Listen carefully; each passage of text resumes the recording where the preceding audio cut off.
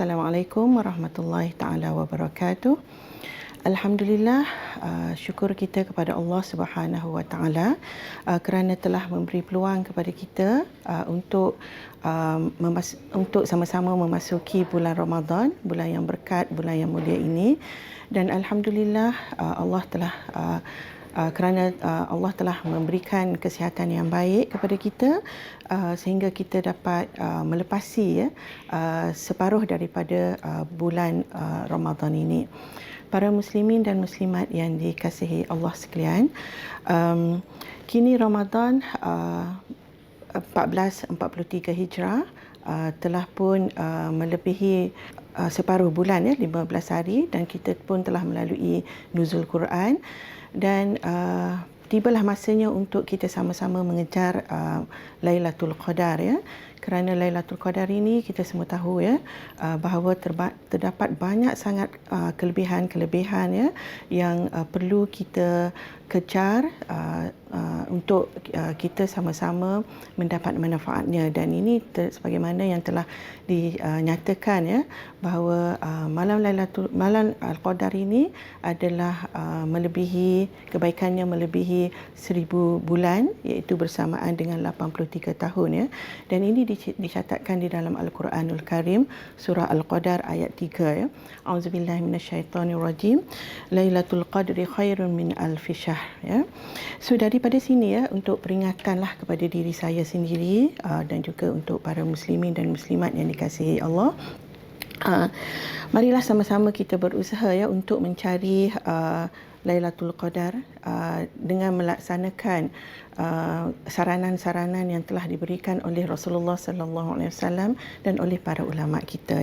Antaranya ialah tunaikanlah solat tarawih secara berjamaah. Sebaik-baiknya kita lakukan secara berjamaah kerana banyak kelebihannya di situ.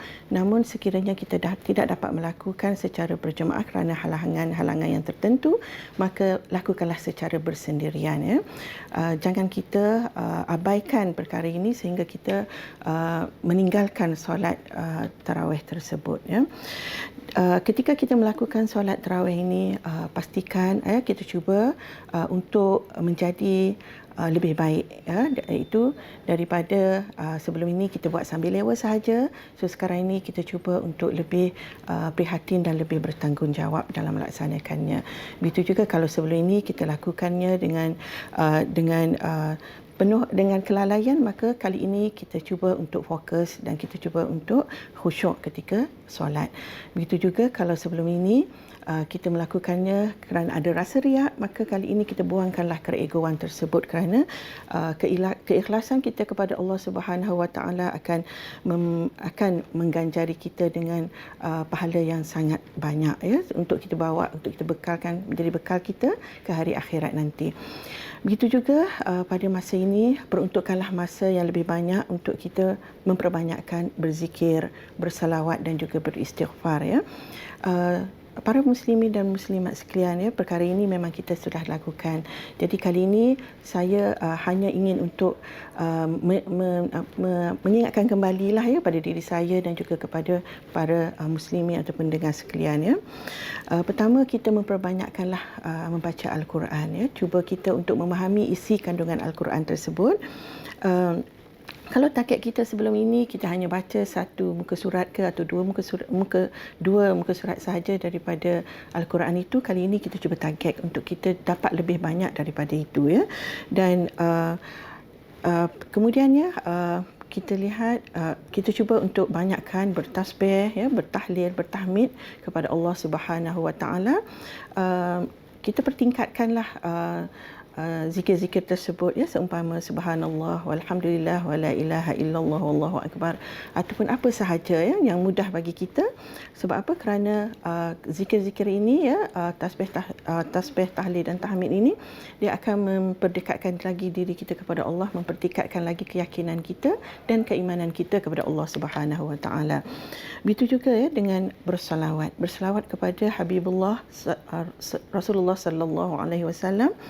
perlu kita perbanyakkan, pertingkatkan. Kenapa? Kerana kita nak menunjukkan rasa kasih sayang kita kepada baginda, rasa rindu kita kepada baginda Rasulullah sallallahu alaihi wasallam. Kita semua tahu ya bahawa selawat ni banyak ya, ada berbagai, ada yang pendek, ada yang panjang ya.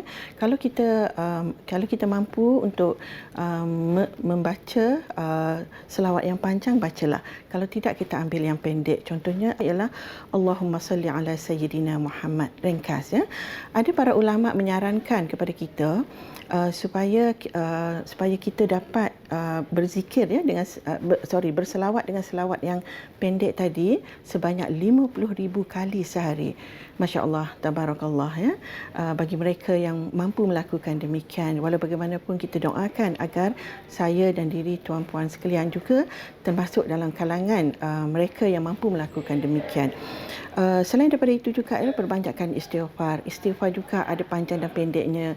Ya, carilah mana-mana yang sesuai dengan kita kerana bulan puasa ini ataupun malam Lailatul Qadar sangat penting bagi kita untuk kita mohon keampunan daripada Allah Subhanahu wa taala. Okay? Selain daripada itu ya, sentiasalah kita istiqamah dalam qiyamul lail ya. Kalau boleh kita panjangkan lagi masa untuk qiyamul lail. Kalau sebelum ni kita mungkin bangun hanya 30 minit, 1 jam, tapi kalau boleh kita panjangkan lagi sebab ini peluang kita ya. Kita tak tahu adakah di masa akan datang kita akan jumpa lagi bulan Ramadan ya. Pada masa ini ya, disarankan oleh para ulama kita, buatlah solat tahajud ya, mengadulah, merayulah kepada Allah Subhanahu wa taala tentang keadaan diri kita supaya kita beroleh kejayaan dunia dan akhirat ya. Begitu juga solatlah sunat taubat ya. Mohon keampunan daripada Allah Subhanahu wa taala di atas segala kesilapan kita, kesalahan kita, sama ada kita sedar ataupun tidak sedar ya.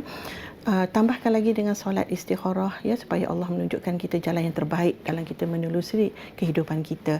Begitu juga ya, buatlah solat hajat, mohonkan apa yang ada dalam apa yang kita nak ya, supaya untuk diri kita, untuk anak-anak kita, keluarga kita dan semuanya, supaya mana tahu ya pada masa ini Allah makbulkan doa-doa kita tersebut.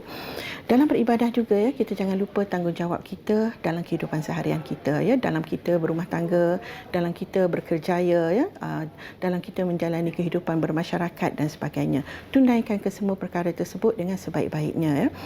Kita jadikan bulan puasa ini, bulan Ramadan ini sebagai pemangking untuk kita memperbaiki diri kita, menyuci diri kita, menyuci harta kita dan sebagainya ya. Di sini juga kita disarankan untuk berinfak ya, banyakkan berinfak. Berinfak ini tak semestinya banyak ya. Kadang-kadang RM1, kadang-kadang 50 sen, dia adalah merujuk kepada kemampuan kita ya. Dan di sinilah dengan berinfak dengan penuh keikhlasan, insya-Allah kita akan mendapat ganjaran yang banyak ya daripada infak kita yang ikhlas tersebut. Jadi dia juga akan dapat membantu kita menyucikan harta kita yang mungkin ada syubhat di situ, mungkin ada sesuatu kelalaian kita dalam kita mencari nafkah kita ya. Okey, dan daripada situ jugalah kita juga dapat merasakan ya kesan daripada bila kita berinfak. Orang yang menerima infak, dia akan rasa bahagia, rasa gembira, maka kegembiraan, kebahagiaan itu akan mencerna juga kepada kita dengan kita sendiri mendapat kebahagiaan itu ya, merasai kebahagiaan itu. Okey, daripada situlah ya, sekali lagi saya ingin tegaskan bahawa banyak kebaikan-kebaikan yang telah dibincangkan oleh para ulama kita berkenaan dengan bulan Ramadan, Lailatul Qadar ya dan sebagainya. Jadi di sini antaranya yang kita boleh simpulkan ya, iaitu pertama dengan kita menjalani ibadah, amal ibadah pada bulan Ramadan ini, maka dia akan dapat menyuci diri kita daripada sifat mazmumah. Dan kita akan digantikan ya, akan ditambahkan dengan sifat mahmudah. Rasa prihatin, sabar, memahami orang lain, belah ihsan ya dan sebagainya.